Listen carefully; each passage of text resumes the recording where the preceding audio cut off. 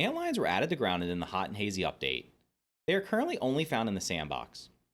Some are hiding under the sand and will pop out and attack you. Others can be seen half exposed above hidden caves that contain valuable resources. While both types of antlions drop the same resources, they also have their differences. In this video, I'll tell you everything you need to know about antlions. If you're not already subscribed to the channel, make sure to do so now and turn on notifications so you never miss any future Grounded videos. Let's get started. The first thing we're going to look at when we're thinking about going and hunting antlions for the first time is what kind of gear we're going to need. So the gear I recommend for hunting them first time is going to be the black ant sword and the black ant shield and then spider armor. The reason I choose these is because the black ant sword is going to do a decent amount of damage to it. I would recommend leveling up to level 5. And then the black ant shield provides a ton of blocking ability. So as you'll see soon, you can pretty much just tank their blocks. You don't even have to be good at perfect blocking. If you're good at perfect blocking, all the better. But if you can't perfect block, or you're just not that great at it, or you're not that consistent, you can just sit there and hold the shield up and tank them most of the time without having to worry about taking any damage. Spider armor is going to be strictly for stamina because you're going to want to be swinging that sword as fast as possible, as many times as you can, and keeping your stamina up so you can block more. And then in addition to that, you're going to want to make sure you have some food, obviously, because you're going to be making your way over to the sandbox. So if you have food, if you have a setup over there where you have food, that's perfectly fine. I'm just heading over there right now. I'm going to take a couple roasts with me. If you have meals, that'd be even better because there are some meals like the spider sliders that provide critical hit chance, which would be great. If not, you can just have whatever food. I'm taking some smoothies with me to heal in case I need a big chunk of healing, and I'm going to take some bandages with me in case I need to heal as well. These heal over time. These smoothies will heal you at a big chunk. Of course, if you can make the ones with the gum, the sticky smoothies, that would be even better. Right now, I'm just making them the beefy smoothies using the muscle sprouts. And then I'm taking 2 canteens with me.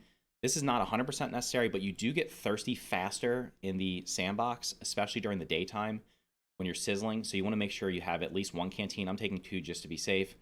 And then as backup weapons, what I'm going to be taking with me is the Salt Morningstar, because I'm going to show you that a little bit later on after we fight this. The first time you go there, you're obviously not going to have this because you're going to need to end up probably hunting a couple of the antlions or dealing with a couple of the antlions before you actually are able to get this. And then you want to make sure you have a black ant shovel as well as the insect hammer or just the pebblet hammer, actually. Either one of these. You need this to dig up buried treasure. You're going to need this to farm some of the resources that are underneath the hidden caves as well as some that are exposed. So just make sure you take those. You should probably have those with you normally. For mutations, I have unlocked all 5, so I would definitely recommend unlocking when you get milk molars, the mega molars. The first thing I would recommend doing is maxing out your mutations so you can have up to 5. That's going to make the game super easy overall. It's also going to be really useful for fighting the antlions. So when I fight them, there's 4 mutations that I pretty much always use. That's going to be meat shield for extra health in case you get hit and you don't want to get chunked. You don't want to get one shot. I use buff lungs because that's going to give me max stamina. I use cardio fan because that's going to let me recover my stamina faster. So combining these with the spider armor, your stamina should pretty much never run out, or it should be very low chance of running out. And then I usually use coup de grace. I have phase 2 unlocked. You can unlock phase 1 by finding the 4-leaf clover, and then phase 2 you can unlock by hitting the 20-sided die up on top of the picnic table. This is once you get phase 2, you're gonna have a 25% chance of doing a critical hit, which does a ton more damage. And then for the 5th mutation slot, if it's daytime, I would recommend using fresh defense because this will protect you from the sizzle a little bit, so you won't immediately have your sizzle bar just completely filling up. And then if it's nighttime, you can use spicy safety. This is going to prevent you from taking smashing and stabbing damage. The antlions, I'm pretty sure, do stabbing damage, so this will help you take a little bit less damage. But in this case, we're probably not going to have to worry about that because we shouldn't be taking a lot of damage. Last thing before we head out is this is medium survival, so this strategy will definitely work on mild and medium. I haven't tested it on low mode yet, but I believe it will still work there as well. I made my way over to the sandbox area, so we're on the picnic table. There's 2 ways to get into the sandbox without having to build up. One is the picnic table. You can take this zip line down here. I think this required 12 silk rope to attach. The other way is going to be through the black ant hill cave. Of course, you're going to have to go through the black ant hill, most likely to get the parts to make the shield and the sword. But anyway, I like to come in from the picnic table area because I've set myself up a little, basically like little house here. Not really protected because there are bees everywhere, but they don't usually bother you in here. So I have a roasting spit to make food, got a little basket for storing stuff, and then I set my respawn point here on this lean-to. And that's because just in case, especially the first time you're fighting the antlions, just in case they end up killing you, you'll have your respawn point right here, right close by, and you can just hop in there real quick. You cannot build inside the black anthill, so you'd have to build it either on the outside in the trash heap, or maybe you could build one in the sandbox if you really wanted to. I just like to build it here, just personal preference because it's easier to get in there. Now, it is about, it's almost 1700, which is what? It's about 5 p.m. 5 p.m. So we'll see if there's actually sizzle down here. For mutations, I'm going to turn off the Mithridatism. We're going to put on fresh defense just in case there is sizzle. Now, do be mindful, that blue block that's way down there, which we'll see when we get up here, that blue block toy up there has a wolf spider spawn underneath of it. Now, the wolf spiders are going to be the least of your worries in here because, honestly, an antlion can just completely destroy a wolf spider. One thing you do need to be careful of is when you land over here, as you can see, here's our first antlion. They do bore out of the sand, so this is one of the ones that's exposed. So basically all you're going to do is you're going to block with your shield and just spam your sword and then go back to blocking until it attacks again. And just face tank it like this. It's not going to do any damage to you. I got a perfect block there, completely by accident. And there you go, that's our first one. So do be mindful, I'm pretty sure this is not intended. They can spawn up on top of the actual plastic sandbox area. So what do we get from this guy? He dropped us 2 antlion parts. So the antlions can drop 2 different things. Let's check, where are they? The antlions can drop antlion parts as well as pincers.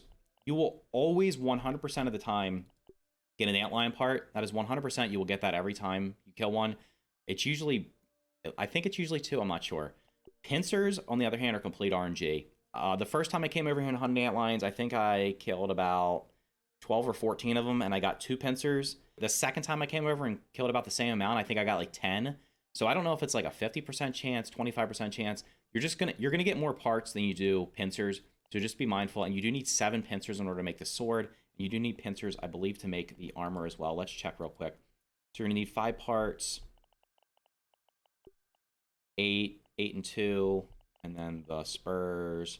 So that's 14 and 3. So you're gonna need 14 antlion parts and 3 pincers to make the armor, and then the sword, I believe, is 7 pincers. So you're gonna need about 10. What's that? 10 pincers and so you're gonna need 16 parts and 10 pincers roughly to make them. Plus, you're also going to want to make sure you have extras just in case you need to repair them. So that can happen right there. So do be mindful as soon as you land, and make sure you have the right weapons out. Now, I'm pretty sure because it's dark out, it's getting dark out, it's not going to be sizzling. So what we need to be mindful of is, just like that guy popped up, they can pop up out of the ground, but those are the ones that pop up out of the ground. And there's also the ones that are down in the pit. So we'll show you the ones that are in the pit real quick. The strategy for fighting them is pretty much exactly the same. Let's see if this guy's here. He is. Now be mindful, these guys can throw ants. So you might have saw my short where they can throw the black ants at you. You cannot harvest these parts. If they hit you, they can do a ton of damage. So the difference real quick before I go down and fight this guy is, the ones that are down in the hole have twice as much health as the ones that are wandering. So the ones that pop up out of the ground, I think, have somewhere between 55 and 60 health. The ones that are in the ground have around 115 health. So it's going to take twice as long to kill them. But these guys are actually easier because you can just stand there and stay right in their face and do the same thing to them. So the strategy for fighting them is going to be just walk down the hill with your shield out. After they do their little spit attack with the ant, drop your shield and run. Not drop your shield, but lower your shield, and then just rush down into their face and then get back up and block again. And then we're basically just going to face tank them. So it's super simple. And then after we do this, I'll show you how much damage the actual Assault Morningstar does to them. So once this guy aggroes, we're just going to hold our shield up because he's going to spit an ant at us. Then we're going to run down. We're going to block until he attacks. And we're just going to start wailing on him a couple times. Block again. Keep wailing on him. You can see we're getting these crits on him. So every time there's a spark, that's a crit. Now, he might actually not be able to hit us. If you stay close enough to their face, sometimes they can't hit you. And that was as simple as that. So they're super simple. Now, the first time I fought one, it completely wrecked me because I didn't know it could spit ants.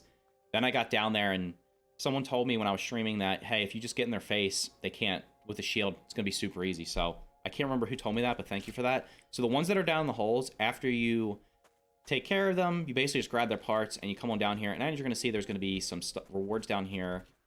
Now, there could be another one popping out of the ground down here. Maybe not on this one. That's why I told you to bring the hammer earlier. So you're going to want to bring a hammer. We're breaking these, and I'm pretty sure the rock cracker does work against them. So you're going to get spicy shards from this one. There's salt shards in another one. And then after we get this, we're going to go fight one of the ones. We're going to use the Salt Morningstar. That's going to be your next best option. So once you unlock that, and then the absolute best option in the game, let's just get our torch out real quick. Make sure we didn't miss anything. Sometimes there's stuff back in the corner. Sometimes there's a mint down here. But anyway, that's that. So now we got to re-equip our sword. So we don't really need the spicy this fresh defense now, so we're just going to put on spicy safeties just in case we get hit. Now, if you're not sure, to unlock spicy safety, all you need to do is eat one of the spicy shards, and I think you have to eat 4 more to get the second one. And then that green bucket over there also has a spicy shard in it. But what we're looking for, let's see if there's another guy down here in the hole. I think there's one in the hole right here. And we're going to equip the Salt Morningstar. And real quick, we're going to drink. You do get thirsty much faster over here, so let's just make sure we drink. You're going to see how much more damage the Salt Morningstar is going to do to it. It's actually kind of crazy. So once again, we're just going to hold our shield up till he spits the ant at us. And we're going to get in his face. He's going to attack once. Now, the Salt Morningstar can stun this guy pretty brutal. Look, so you saw how much quicker. That just completely wrecked him. Let's see if we got anything down here. Oh, we got more candy down here. There's probably going to be... I'm almost sure there's going to be an antlion pop out of the ground down here. I would like you guys to see that too, just so you're not shocked by it. So there you go. These guys just, again, put your shield up, stand in their face. And he's stunned. We should be able to kill him without problem. So the ones that are, like you saw, that only took 6 hits. I think it took about 12 to kill the first guy. So the ones that are just pop out of the ground, once you have the Salt Morningstar, because that is such a high stun capability, block the first hit and then just wail on them with the Salt Morningstar. You should get them stun locked and be able to completely destroy them without much worry. The ones that are in the ground, you're going to have to take a little bit more time. And the best weapon to use against the Antlions is going to be the Antlion Greatsword with Salty on it. That is going to kill them. I don't know if it's twice as fast. I can't remember. I think it took 5 or 6 hits. Let's go fight. How many? I don't know how many hits it just took. It took, I think, 5 or 6 hits without crit on to kill one with a level 7 Salt Morningstar, or with a level 7 Antlion Greatsword. How many pincers have we gotten? So we've killed 3 and got 2 pincers, and we got 9 parts. So I guess they give between 2 and 4 parts, and they give 0 or 1 pincer. So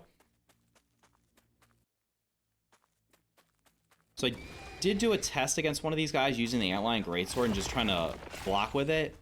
And guess what happens? If you can't perfect block, you're probably not going to want to use the Antlion Greatsword, because it ended up stunning me on the first hit when I was blocking with it. And then it killed me in like 2 hits. Like, I even got stunned there with the shield out. You can see how much damage they do right there, especially with this armor. Now, if I had on the Ladybug armor or Roly-Poly armor, I would have taken far less damage, or even Black Ant armor. But you're also going to lose your ability to just spam your weapon, so there's that. So make sure if you're using the Antlion Greatsword when you're attacking them that you probably should either be able to perfect block very consistently or put on Parry Master, because otherwise you're probably going to end up getting wrecked. For someone who's not good at perfect blocking, I would just recommend using a level 7 Salt Morningstar with the Black Ant Shield. So I'm over here by the sandcastle. One thing I wanted to mention over here real quick is there are 3 or 4 Antlions that pop out of the ground over here. So your best, if you just walk in here, they're all going to pop out at the same time if you run around in a circle. You don't want to do that. What you want to try to do is get one of them out at a time. You can just fight them with... So this guy popped out. So what you can do is just kind of stand in the corner so that none of the other ones aggro and pick them one at a time. You can also just... You could hit them with a bow if you really want to, because it's going to take longer, but it's going to be super easy. But before you go wandering around here, just try to get them one at a time, because there's usually 3 or 4 of them, and I think they're guarding. Is buried treasure here. It's probably what they're guarding. One last thing I wanted to mention is the cave that has the salt in it. So there's about, I think, 20 salt clusters in here.